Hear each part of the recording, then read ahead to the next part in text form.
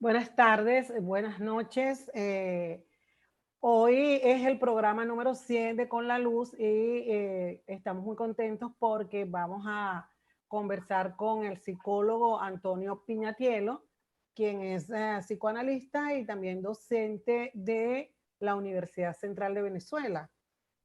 Una de las cosas que vamos a conversar con él tiene que ver con el hecho de la salud mental en esta pandemia y en la cuarentena, y quiero leerles algo que él escribió, que mandó a algunas personas, y por ahí vamos a empezar la conversación. Bienvenido, Antonio. Muchas gracias por la invitación, Luz Meli. Gusto en verte en esta oportunidad por acá. Gracias. Tengo aquí este texto que él también publicó en sus redes sociales. Tiempo de aceptar la realidad de la que somos partes y abrirnos a ella para que nos enseñe. Tiempo de abrazar la incertidumbre del momento. Tiempo de peligros, pero también de grandes oportunidades para crecer y crear. Tiempo en que muchas cosas se pueden volver más claras en nuestra existencia, así como el agua y el aire libres de contaminación. Me gustaría, esta es la primera parte de este mensaje que usted envió recientemente a muchas personas, y me gustaría que empezásemos a conversar sobre este tiempo que estamos viviendo, cómo lo podemos asumir. La mayoría de las personas que nos están viendo seguramente están en sus casas o tienen familiares en situación de cuarentena, en Venezuela y en otras partes del mundo. Hay gente que dice, lo he leído bastante en las redes sociales, que dice que tienen pesadillas. Entonces quisiera que tuviéramos ese primer acercamiento. Ya tenemos bastante tiempo en cuarentena, más de 15 días, y quisiera que nos diga cómo usted ve la situación y qué podemos hacer. Sí, ciertamente es muy importante que estemos conversando de esto porque aunque tal vez no se le ha dado el suficiente énfasis, en medio de toda esta situación, toda esta crisis que es global, aunque toman relevancia las noticias, los temas de los contagios, la gente que se enferma por el virus y los fallecidos, ¿verdad? Y cómo se está extendiendo la pandemia. Seguramente que un aspecto clave de esto, para otros, pero un aspecto clave es el tema del bienestar psicológico de las personas. Y esto también a nivel global. ¿Por qué? Porque esto que está ocurriendo nos está exponiendo a una situación no imaginada. Aquí no se puede decir que alguien se pudo imaginar esto antes. Es una situación que nos coloca en unas realidades que están fuera de lo que para nosotros es familiar. Y efectivamente eso en sí ya puede generar un desequilibrio, puede colocarnos en una vida cotidiana en la cual podemos estar resguardados, podemos estar seguros, etcétera, ¿verdad? Pero aún así podemos estar teniendo la sensación de algo que no tiene forma, algo que nos está presentando una gran cantidad de incertidumbres que comienzan por el cuánto va a durar esta situación en la que estamos, las personas que están confinadas. Y esto sin hablar de las personas que tienen a alguna persona cerca que o ha enfermado o incluso ha fallecido, en donde ahí también tenemos que ver el impacto emocional que tiene todo esto.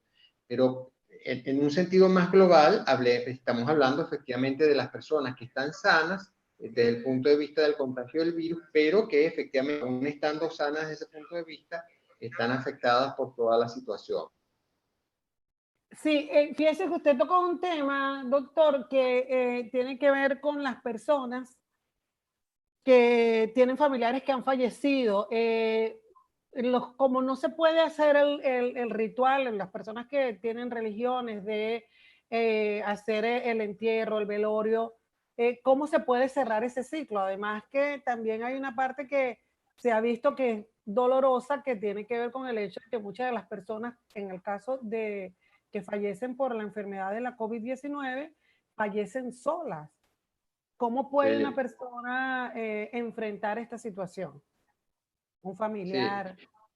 Sí, en estos días encontraba a alguien que sobre esto planteaba una perspectiva que me pareció útil, ¿verdad?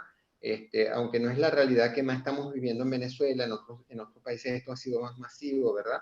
Pero me pareció útil lo que alguien planteaba en el sentido de entender que cuando se trata de este tipo de despedidas por la pérdida de un ser querido, de pronto puede ser útil tener en cuenta que en ese momento pasa a tener más importancia que la parte, digamos, material, física del cuerpo, la parte más de la conexión afectiva, espiritual, de corazón con esa persona que ya no está. Y según las creencias de cada quien, desde ahí es de donde se puede tener y sostener ese vínculo con esa persona que se ha perdido abruptamente.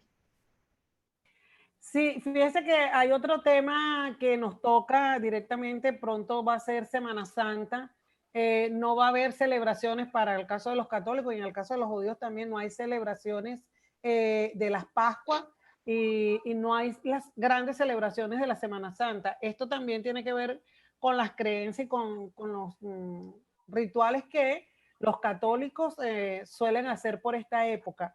¿De qué manera puede una persona que tenga este tipo, esta fe, también puede aprender a manejar a la situación? Claro, desde ese punto de vista, aquí sería interesante que podamos conectar esto con un tema un poco más amplio, ¿verdad? Porque estos momentos de confinamiento también hay que verlos como momentos de oportunidad para ir hacia la interioridad.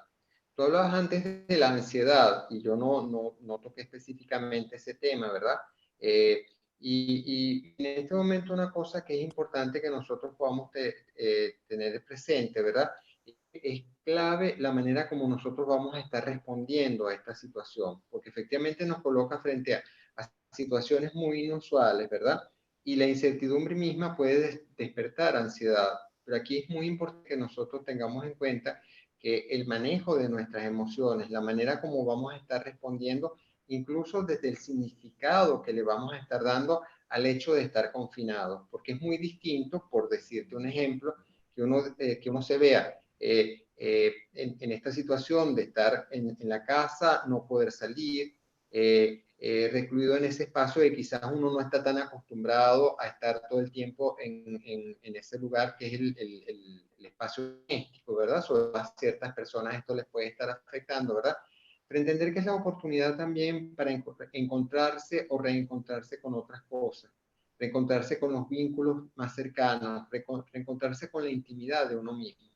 Y en ese contexto es donde puede entrar también este aspecto religioso, espiritual. Es que finalmente la conexión que una persona tiene con su creencia religiosa está dada simplemente por un ritual, está dada simplemente porque cumplió, por ejemplo, como es nuestra costumbre en Venezuela para los católicos, el ir a la iglesia un miércoles santo, un jueves santo, un viernes santo. O esto tiene más que ver con algo que tiene que ver con la intimidad de cada uno y lo que desde la profundidad de esa intimidad de cada uno, cada quien puede plantearse cómo es esa conexión propia con la espiritualidad.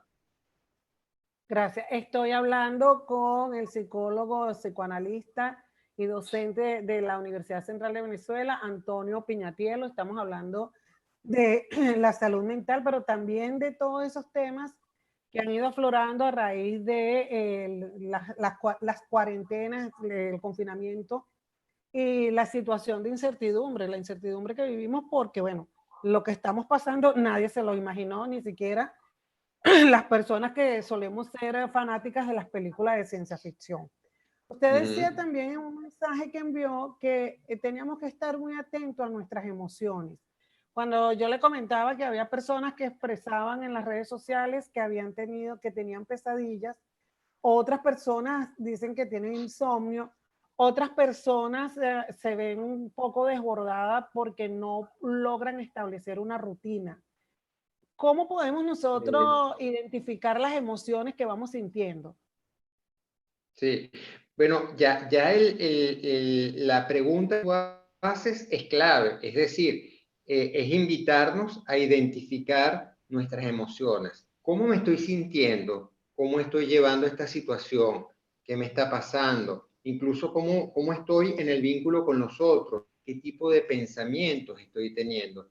En general hacemos una vida volcada hacia el afuera, hacia el hacer, el hacer, el hacer.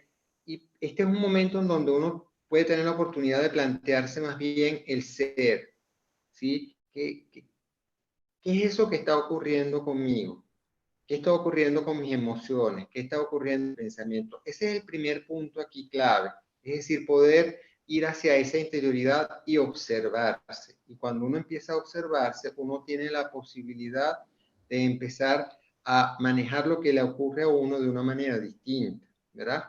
Dentro de ese contexto, tomemos este tema de la ansiedad, del miedo, que ha estado muy presente y lo he escuchado en muchas personas con las que vengo trabajando, ¿verdad? Y es que efectivamente pareciera que de entrada hay que decir, claro, es lógico tener miedo, claro, es lógico sentir angustia, ¿quién no la va a sentir?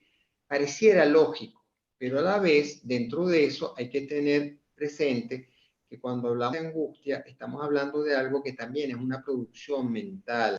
En otras palabras, hay incertidumbre, peligros, ¿verdad? Lo tenemos que tener en cuenta cómo nuestra mente, justamente frente a la incertidumbre, empieza a producir formaciones mentales y emocionales que nos llevan a un estado de angustia que no se corresponde necesariamente con lo que realmente estamos viviendo, sino cosas que se empiezan a construir en nuestra mente. Entonces empezamos, por ejemplo, a desarrollar miedo, y la primera cosa que hay que preguntarse es si ese miedo realmente nos está ayudando a superar la situación.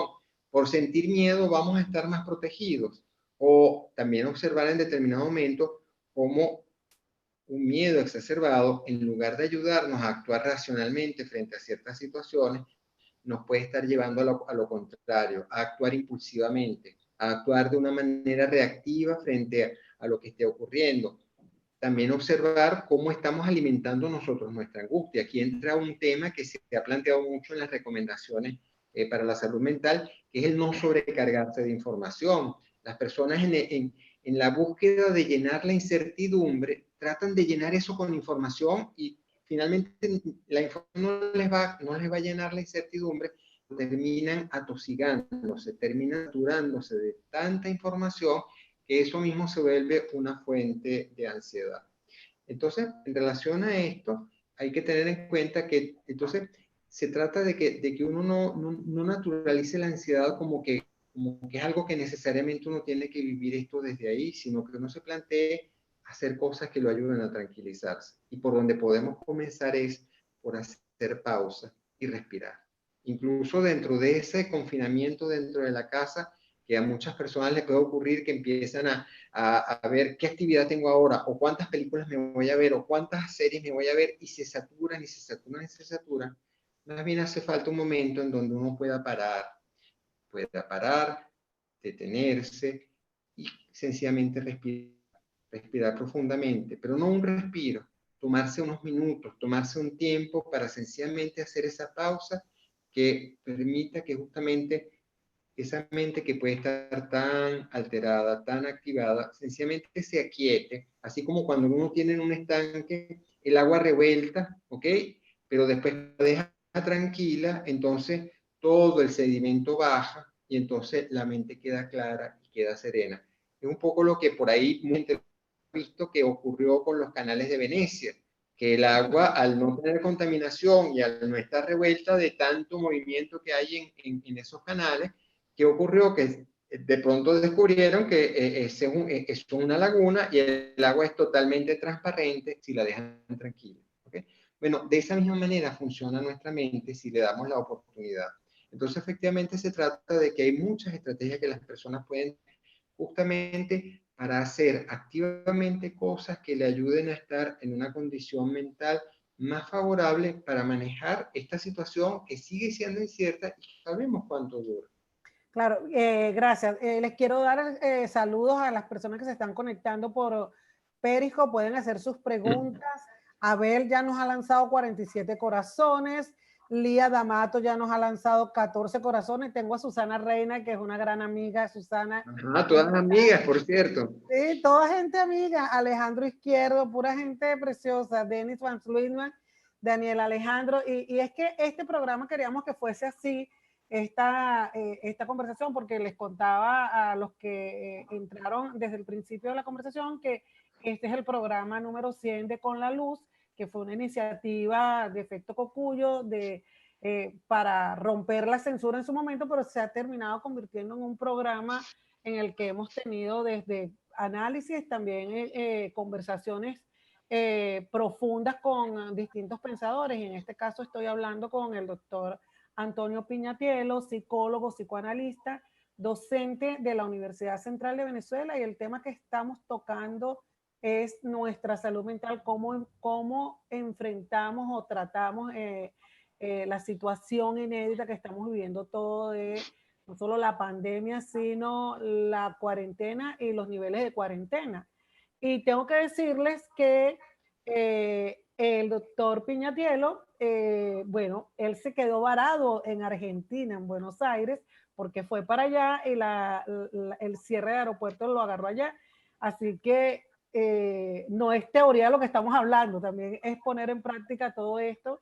Y quisiera que nos hablara cómo, porque también hay mucha angustia de la gente que se ha quedado en otros sitios y que quieren regresar ya sea a Venezuela o a sus países desde Venezuela. ¿Cómo le ha ido a usted? ¿Cómo ha ido manejando todo esto? Sí, sí, gracias por la pregunta. Por cierto, acaba de preguntar hace pocos minutos también persona que me escribía desde Caracas, ¿verdad? Y me preguntaba si yo seguía varado acá. Y yo le respondía, oye, en realidad estoy bastante activo, ¿ok? Porque no es varado como yo definiría el como me encuentro en este momento.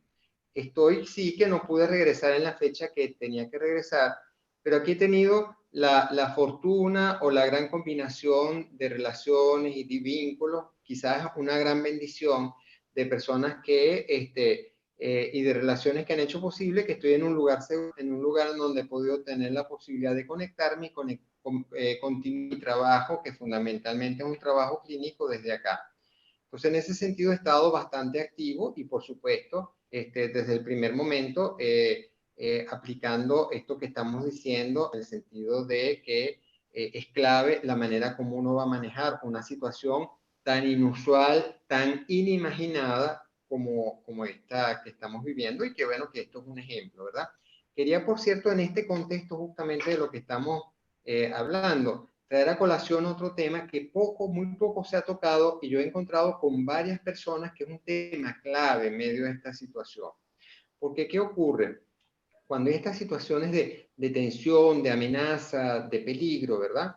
Una cosa que es clave, aparte de lo que ya leías tú en cuanto a aceptar la situación, aceptar la incertidumbre, ubicar la manera en que estamos respondiendo frente a esto. Otra cosa que es clave es nosotros tomar en cuenta, reconocer y confiar en la red de personas y de relaciones que conforman nuestra vida. ¿Por qué yo digo esto? Porque precisamente en momentos de dificultades, esto no solo en estas situaciones, nos ha venido pasando en Venezuela con todo lo que venimos atravesando desde hace unos años, ¿verdad? Pero en esta situación en particular, ya que de eso estamos hablando, frente a situaciones difíciles como esta, frente a situaciones que pueden ser de tanta incertidumbre, las personas, creyendo que es la mejor manera de vivir, tienden a aislarse, tienden a encerrarse. Entonces las personas se encierran en una especie de heroísmo, de que yo tengo que salir adelante, y de pronto la persona, es verdad que estamos confinados, pero la persona termina cayendo en el aislamiento. Entonces, si hay algo que hay que cuidar en estos momentos, es que confinarse no quiere decir aislarse. Que tengamos que mantener un distanciamiento de los contactos sociales directos no quiere decir que nos vamos a aislar por eso.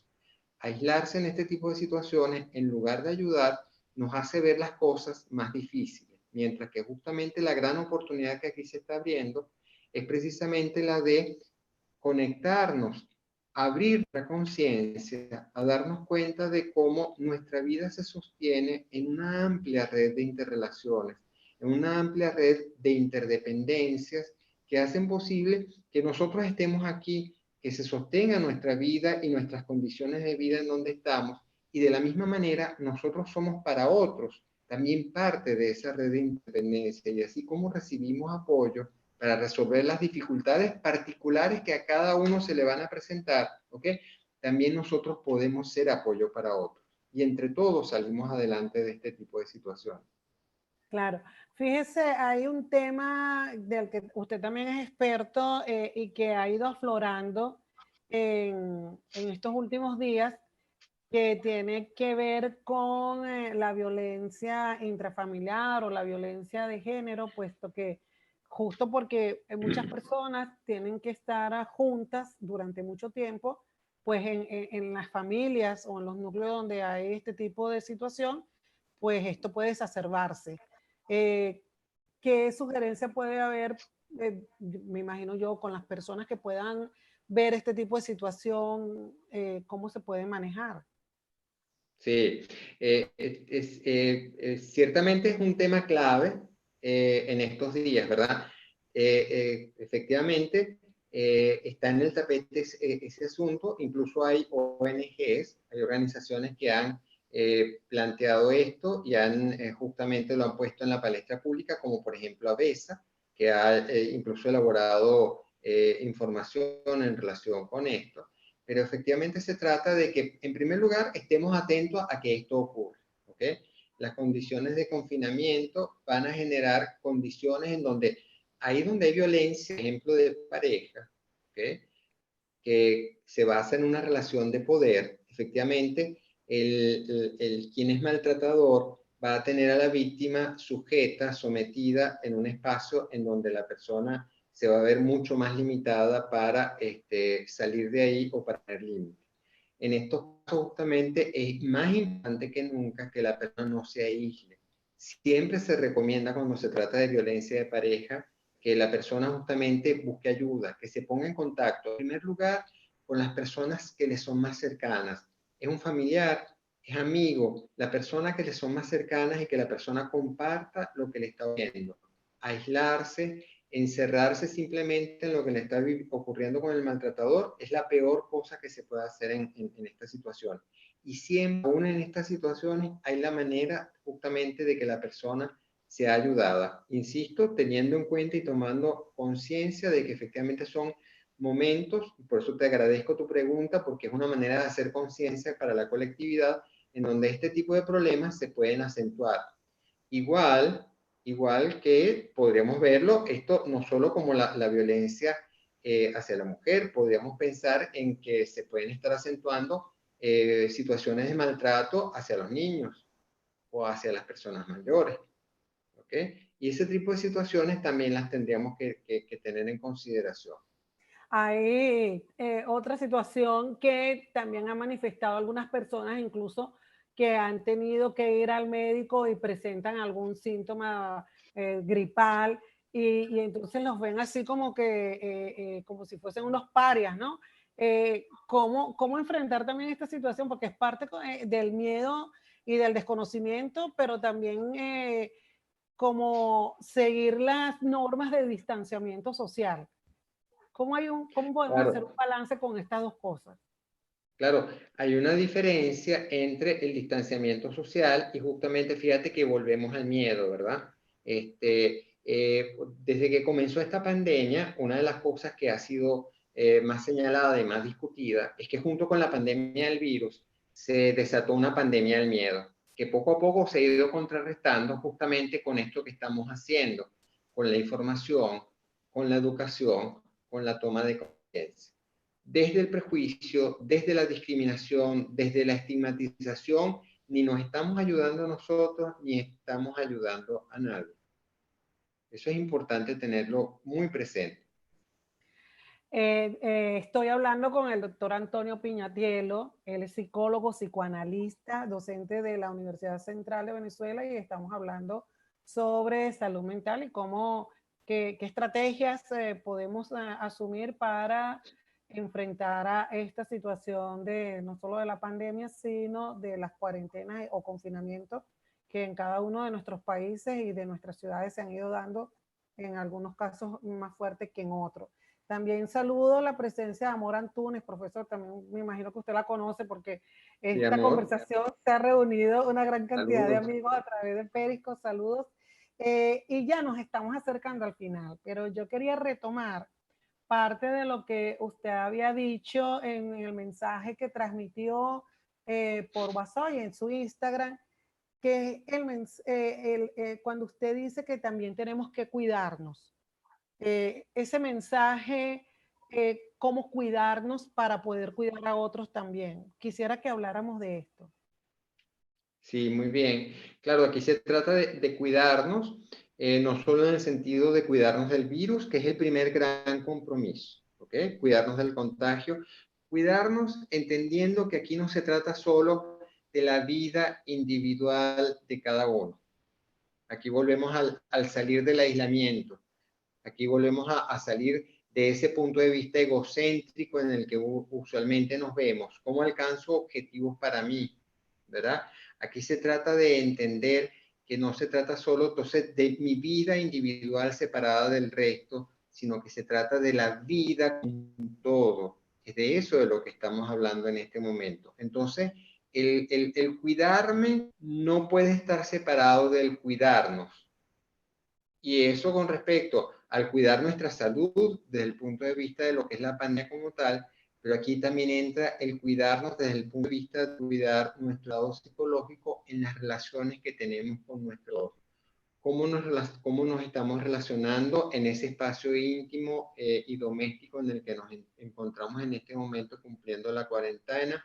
Cómo nos relacionamos con todas las personas con las que estamos en contacto con estos medios que permite la tecnología. ¿Qué estamos transmitiendo los otros? Fíjate, tú hace un rato hablabas de violencia, ¿verdad? Y una cosa que también hay que tener en consideración, aparte de esas situaciones de violencia específica, que pueden ser violencia de pareja, está esa otra violencia que se empieza a naturalizar, y es que la gente que está muy tensa empieza a descargar esa tensión a través de conductas violentas hacia su entorno más inmediato. También llamarnos a nosotros la atención sobre eso justamente es importante para que justamente nos cuidemos entre todos. Otra forma de violencia que se genera en estos tiempos es, por ejemplo, cuando la gente va a comprar y se quiere comprar todo el supermercado porque entonces yo me tengo que llenar de productos porque yo me tengo que proteger. Un momentico, ¿y los demás? Es que tú vas a salir solo de esto. ¿Sí? Es decir, entonces se trata justamente de relacionarnos, como decía, no con la vida como una cosa mía aparte del resto, sino con la vida como un todo y la vida de todos como sociedad y como comunidad. Aquí hay algo muy importante que decir, que se está viendo con esto que estamos viviendo, y creo que en particular en Venezuela estamos teniendo una experiencia muy importante en este sentido, y es que lo que estamos haciendo, lo estamos haciendo como sociedad. Esto se está viendo también en muchas partes del mundo. Se vio aquí en Argentina, donde yo estoy, y donde la cuarentena empezó mucho después de lo que empezó en Venezuela. Muchos días después ellos se extendieron demasiado en tomar esa medida, pero aquí se empezó a ver que fue la propia gente, como lo hizo también en Venezuela, la que fue tomando la iniciativa de vamos a cuidarnos. Y eso es algo muy importante que se está dando dentro de toda esta situación, que muy probablemente nos va a dar la oportunidad de muy grandes aprendizajes como sociedad para lo que viene a continuación de toda esta crisis que estamos viviendo en este momento, con lo cual va a recordar algo que he dicho en muchas oportunidades. Una crisis tiene dos componentes, tiene peligro y también tiene oportunidad. Reconozcamos los peligros, cuidémonos de los peligros, pero vayamos viendo las oportunidades y aprovechemos esas grandes oportunidades de aprender, de crecer y de crear que tenemos en medio de esta situación. Muy hermoso. Fíjese que nos están haciendo una pregunta ya al cierre, que la voy a combinar con una metáfora que usted utilizó en una de las respuestas que dio, que era cómo poder en medio de todo este bullicio, cómo poder hacer como cuando el mar o las aguas se tranquilizan y serenarnos y poder ver hacia adentro, ¿no? Hay un colega que nos está preguntando, Antonio de Muro, cómo poder tener el tiempo para uno cuando estás en un espacio que compartes con un grupo familiar. Creo que se pueden ver de diferentes maneras las respuestas a eso. Es muy difícil dar una recomendación general. Lo importante es que desde el momento que se plantea, oye, ¿qué tal si quien tiene un espacio propio? El espacio puede ser de 5 minutos, puede ser de 10 minutos, puede ser mientras te asomas a la ventana, puede ser mientras estás cocinando o estás haciendo una actividad y sencillamente te conectas con tu respiración. Es decir, un espacio para la interioridad no hay que verlo meramente como que, oye, ahora me fui a un retiro espiritual de 3 semanas. ¿No? Dentro de la vida cotidiana, y este es el gran aprendizaje, nosotros podemos estar continuamente haciéndonos el llamado a esa interioridad. Es decir, estoy haciendo cualquier actividad y cómo estoy yo en este momento. ¿Okay? Y vuelvo a lo que decía, parar, darnos cuenta cuando estamos simplemente en un ritmo frenético y sencillamente decir, déjame parar un momento, déjame respirar. Gracias. Mire, ya se acerca el final de esta conversación. Voy a dejarle la palabra para que se despida al psicólogo Antonio Piñatielo, psicoanalista, profesora de la Universidad Central de Venezuela, experto en salud mental y, bueno, un gran amigo y colaborador de muchísimas organizaciones. Le dejo la palabra, doctor, para que cierre con la luz especial, el número 100. Bueno, en primer lugar, me siento muy contento de estar en este programa tan especial, que no sabía que era tan especial, ¿ok? Este programa que además tiene ese nombre tan hermoso que se llama Con la Luz. Entonces, simplemente cierro diciendo que espero que este programa aporte luz para muchas personas, ¿ok? Y que las personas a las que este programa les esté aportando algún tipo de luz tengan además también la oportunidad de transmitir eso, de compartirlo con otros, ¿ok? Espero que, lo que estamos conversando sea una pequeña contribución precisamente al bienestar de todos en ese sentido. Y nuevamente vuelvo a darte las gracias por haber hecho posible este espacio y esta conversación de hoy. Muchas gracias a usted, a todos ustedes. Nos vemos en un próximo Con la Luz. Espero que se conecten a todas nuestras redes otra vez y vean y revean este programa. Estoy muy agradecida con todos y con el doctor Piñatielo. Chao. Muchas gracias.